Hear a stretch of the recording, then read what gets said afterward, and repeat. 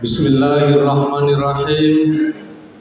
Assalamualaikum warahmatullahi wabarakatuh.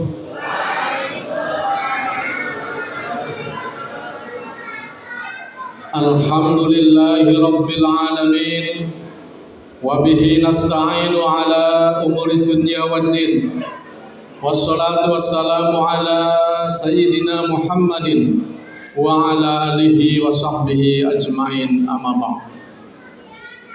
Yang kami muliakan para sesepuh, tokoh agama, tokoh masyarakat di lingkungan Masjid Qurratul Bahri, Desa Mola Utara, Kecamatan Wangi-Wangi Selatan. Yang kami hormati, kami muliakan imam masjid, para pengurus masjid, adik-adik remaja masjid, ibu-ibu anggota majelis taklim, hadirin hadirat jamaah sholat isya dan sholat tarawih malam hari ini, yang insya Allah kita semua berharap dan berdoa kepada Allah, mudah-mudahan kita semua mendapatkan hidayah, berkah dan kenikmatan dari Allah Subhanahu wa taala. Amin ya rabbal alamin. Bapak Ibu sekalian, sebelumnya kami mohon maaf karena mungkin tiba-tiba muncul ya di depan Bapak Ibu, dan biasanya konon kata para ustadz, ceramah yang bagus itu yang sesuai dengan situasi dan kondisi. Nah, saya ini dari Kendari, tidak tahu situasi kondisi di desa ini.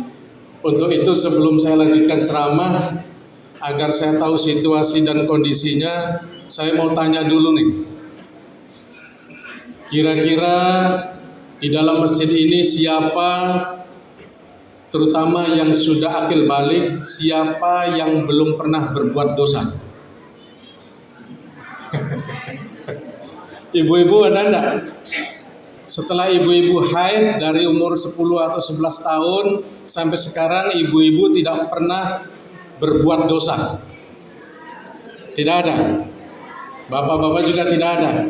Termasuk saya juga tidak berani ngacungkan tangan ya Pak ya.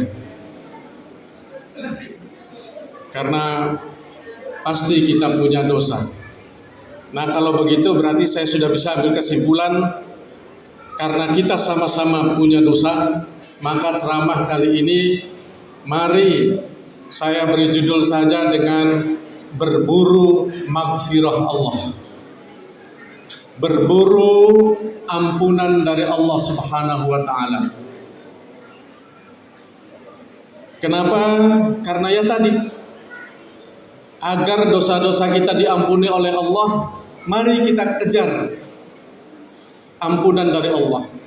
Karena kita yakin cukup banyak ayat di dalam Al-Quran yang menyebutkan bahwa innallaha ghafurur rahim. Sesungguhnya Allah itu adalah maha pengampun dan maha penyayang. Sekarang caranya bagaimana? Pertama, mari kita bertaubat Bapak Ibu sekalian. Wasari'u ila maghfiratin mir rabbikum wa jannatin 'arduha as-samawati wal ard u'iddat lil muttaqin. Kata Allah, bersegeralah kalian ila maghfiratin, menuju ampunan Tuhanmu, wa jannatin 'arduha as-samawati wal ard, dan seterusnya. Dan kita juga berusaha mengejar surga, yang luasnya surga itu adalah seluas langit dan bumi. U'iddat lil muttaqin, yang diperuntukkan bagi orang-orang yang bertakwa. Ayat ini menunjukkan sekaligus awalnya Allah menyuruh kita untuk bersegera bertaubat menuju ampunan Allah, dan ujungnya itu u'iddat lil muttaqin, diperuntukkan bagi orang-orang yang bertakwa. Ini menunjukkan bahwa ketika kita bertaubat, mau bertaubat, insya Allah kita juga masih punya kesempatan menjadi orang-orang yang al-muttaqin. Itu pengertiannya. Nah, cuma taubatnya ini bagaimana ini? Mungkin kita lihat saja taubatnya dari jenis dosa kita. Ya, pasti ini dosanya kan beda-beda antara yang satu dengan yang lain. Dan secara umum biasanya dosa kita itu Bapak Ibu dua macam. Dosa kepada Allah dan dosa kepada sesama makhluk Allah. Tentu saja tobatnya berbeda. Ketika dosa itu kepada Allah agak gampang sedikit. Kenapa? Karena Allah sudah janji. Sesungguhnya Allah itu Maha Pengampun lagi Maha Penyayang. Apa contohnya dosa kepada Allah? Misalnya sejak akil balik kita pernah meninggalkan sholat 5 waktu 1 kali. Itu dosa. Iya kan? Orang yang sudah akil balik, perempuan yang sudah haid, laki-laki yang sudah 15 tahun atau sudah mimpi basah walaupun belum 15 tahun, dianggap sudah akil balik, itu berarti sudah masuk wajib melaksanakan sholat 5 waktu. Ketika berani meninggalkan sholat 5 waktu, itu dosa. Dan tidak main-main Bapak Ibu, dosa meninggalkan sholat 5 waktu itu dosa besar loh. Pernah dengar enggak ceritanya Nabi Musa? Ini ada salah satu hadis Nabi yang menceritakan tentang Nabi Musa. Suatu saat Nabi Musa didatangi oleh seorang PSK, penjajah seks komersial atau WTS lah zaman dulu ya disebutnya. Tahu Nabi Musa didekati oleh seorang WTS, dia usir. Wahai wanita kotor, anyahlah engkau dari samping. Janganlah engkau dekat-dekat membawa api neraka kepadaku. Diusir itu wanita dan menangislah itu wanita. Setelah wanita itu diusir, Nabi justru ditegur oleh malaikat Jibril. Ya Musa, kenapa kamu mengusir itu wanita? Yang menurut kamu dia suka berbuat dosa besar. Namanya WTS, hampir tiap hari berzina. Dosanya besar. Kamu mengusir wanita itu yang menurut kamu berbuat dosa besar, padahal kamu juga kadang-kadang bersama temanmu, kerabatmu yang dosanya lebih besar daripada wanita itu. Merah mukanya Nabi Musa. Loh siapa? Siapa saudara saya, kerabat saya yang dosanya lebih besar daripada wanita itu kemudian berani dekat-dekat di samping saya? Kata malaikat Jibril, itulah saudaramu yang berani meninggalkan sholat wajib. Makanya Bapak Ibu, jangan kita berani meninggalkan sholat 5 waktu. Syukur kita umat Islam hanya 5 kali sehari semalam. Bayangkan kalau Rasulullah gagal lobbynya dengan Allah ketika di Sidratul Muntaha, sampai kita harus 50 kali sehari semalam, betapa beratnya. Ini hanya 5 kali. Dan setelah 5 kali pun banyak lagi keringanan-keringanannya. Contohnya kalau kita pergi musafir, pergi ke Kendari, pergi ke Jakarta atau kemana saja, boleh dijamak qashar kan? Duhur, asar yang biasanya 4 rakaat bisa digabung. Bisa jadi 2 rakaat, disatukan sholatnya. Maksudnya disatukan itu waktunya satu, bukan disambung ya, bukan ya.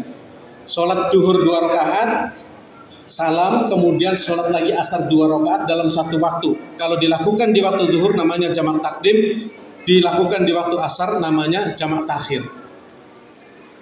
Kalau kebanyakan 4 rakaat bisa digabung 2. Duhur dengan asar, maghrib dengan isya, maghrib tetap 3, isya bisa jadi 2. Bagaimana dengan subuh? Subuh memang tidak bisa di jamak qashar, dia harus berdiri sendiri. Dan terus bagaimana Ustaz? Tapi ada keringanan lain. Kita bisa sholat kalau dalam pesawat, bisa sholat di dalam pesawat. Di dalam mobil bisa sholat dalam mobil. Kalau memang tidak turun di masjid, sholat di atas kapal kan bisa. Repot wudunya, diganti dengan tayamum. Lah debu dari mana Ustaz? Wah ini biasa kan begitu pertanyaan. Niatkan di depan jok kursi kita, ya ada debu. Nawaitu tayamuma lirafil hadasil asghar lillahi ta'ala. Tayamum gampang lagi, cuma mukanya dengan tangannya begitu. Kenapa sampai seperti itu? Diberi keringanan. Ditambah lagi keringan ketika sakit. Kalau yang sehat ini sholatnya sempurna seperti ini, Tapi begitu sakit kita, sholatnya boleh sambil duduk kalau tidak bisa berdiri. Iya kan?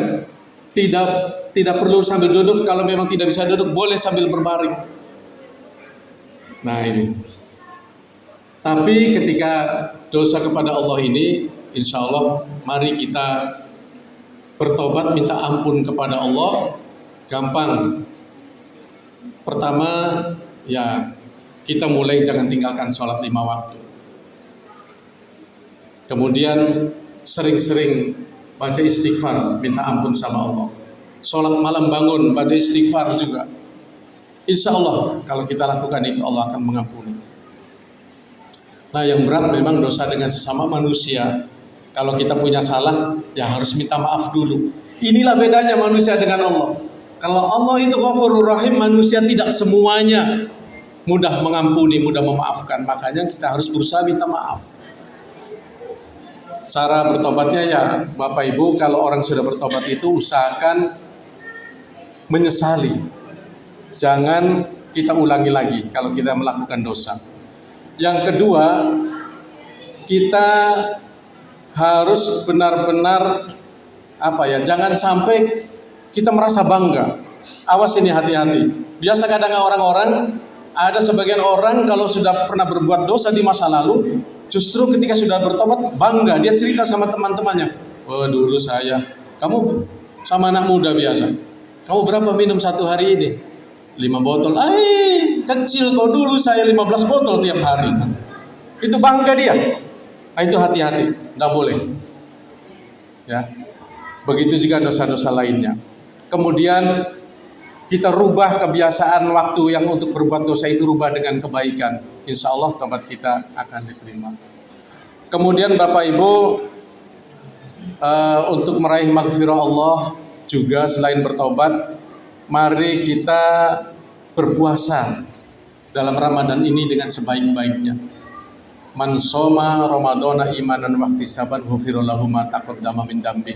Kata Nabi, barang siapa yang berpuasa, dalam riwayat lain disebutkan man qoma.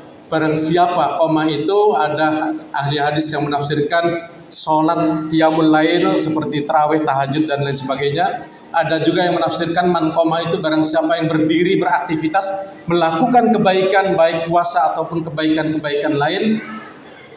Ramadan di dalam bulan suci Ramadan imanan wa ihtisaban, dengan penuh keimanan dan ihtisab, maka ghufira lahu ma taqaddama min dambi, akan diampuni semua dosa-dosa yang lalu. Yang penting puasanya. Kalau tadi ada yang sholat Jumat di sini, saya sudah menyebutkan hadisnya, jangan sampai niatnya kita salah. Niatkan karena Allah. Imanan, penuh dengan keimanan. Jangan punya niat lain-lain. Ya, tapi benar-benar karena Allah.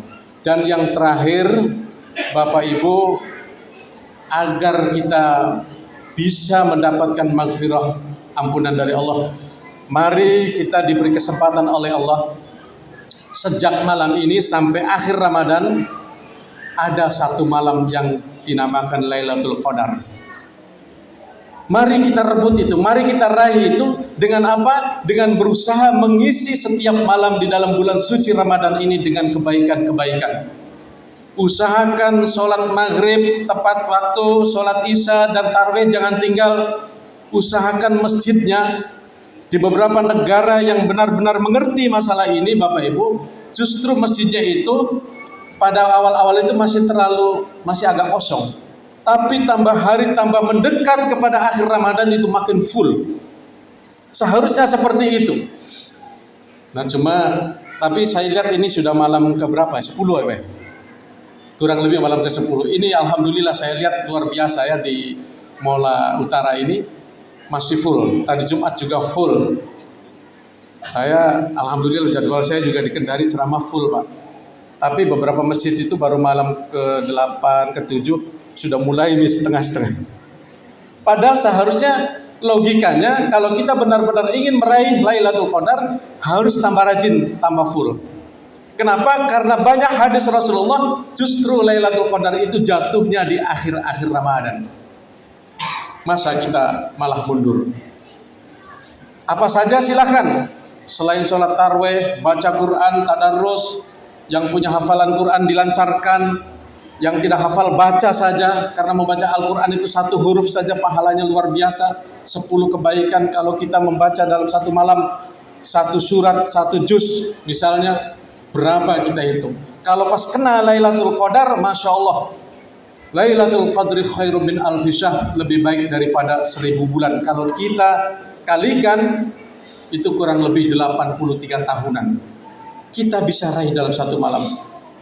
Ini memang kalau orang yang tidak beriman, Bapak Ibu, kadang-kadang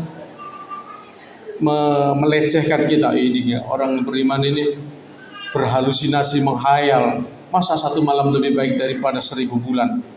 Karena mereka tidak ada iman. Kita yang punya iman, karena ajaran kita mengajarkan di sinilah letak kasih sayang Allah. Kalau kita mau menebus dosa kita, mungkin saja kita pernah melakukan dosa-dosa besar. Yang penting jangan syirik, jangan menyekutukan Allah. Kalaupun syirik, tapi kita mendapatkan waktu untuk bertobat, itu masih bisa diampuni. Bayangkan kalau kita punya dosa-dosa besar, bagaimana cara menebusnya kalau Allah tidak memberikan rahmat, tidak memberikan semacam Lailatul Qadar ini. Nah inilah Bapak Ibu, ini 3 saja ya. Mudah-mudahan bisa kita amalkan sehingga kita bisa mendapatkan maghfirah dan ampunan dari Allah Subhanahu wa taala. Yang pertama, mari kita bertobat. Yang kedua, mari kita perbaiki puasa kita, niat kita. Dan yang ketiga, mari kita rajin terus mengisi malam-malam akhir, malam-malam di dalam bulan suci Ramadan ini. Dan tentunya kita juga berharap mudah-mudahan nanti pada akhirnya kita semuanya Idul Fitri. Maknanya Id kembali, Fitri itu fitrah. Fitrah itu suci.